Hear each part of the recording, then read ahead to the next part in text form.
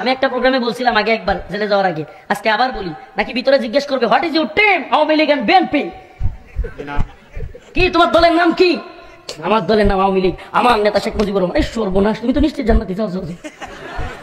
বলবে বলবে আমার নেতা স্বাধীনতার ঘোষক জিয়াউর রহমান। ওরে বাবা, আপনি জিয়ার সৈনিক, মাশাআল্লাহ, ঠিক আছে, যান জান্নাতে যান। দিয়ে দিবে না না না না না, জিয়ার সৈনিক কিংবা শেখ মুজিবুর রহমানের সৈনিক কিংবা এরশাদ হোসেনের সৈনিক কিংবা অমুকের তমুকের সৈনিক বলে পার পাওয়া যাবে না। আল্লাহ পাক তোমার আমল দেখবেন। মালি হাদাল কিতাব লা ইগাদিরু সগীরা ওয়ালা কাবীরা ইল্লা আহসাহা ওয়া ওয়াজাদু মা আমিলু হাদিরা। আরে তোমাকে এমন এক আমলনামা দেওয়া হবে, এমন এক খাতা দেওয়া হবে, তুমি দেখে বলতে থাকবা মালি হাদাল কিতাব, হাই হাই এটা কেমন কিতাব, লা ইগাদিরু সগীরা ওয়ালা কাবীরা, এটার মধ্যে তো ছোট বড় কোনো কিছুই বাদ যায় নাই। কোন দিন কোন হুজুরের মাহফিলে বাধা দিছি এটাও দিলা, কিসব বলতে করছি।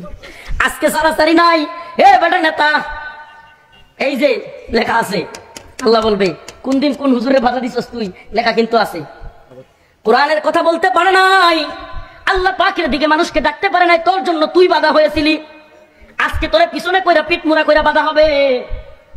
শুধু বাধা না, এমন এক ফিরিস্তার কাছে ছেড়ে দেওয়া হবে যে না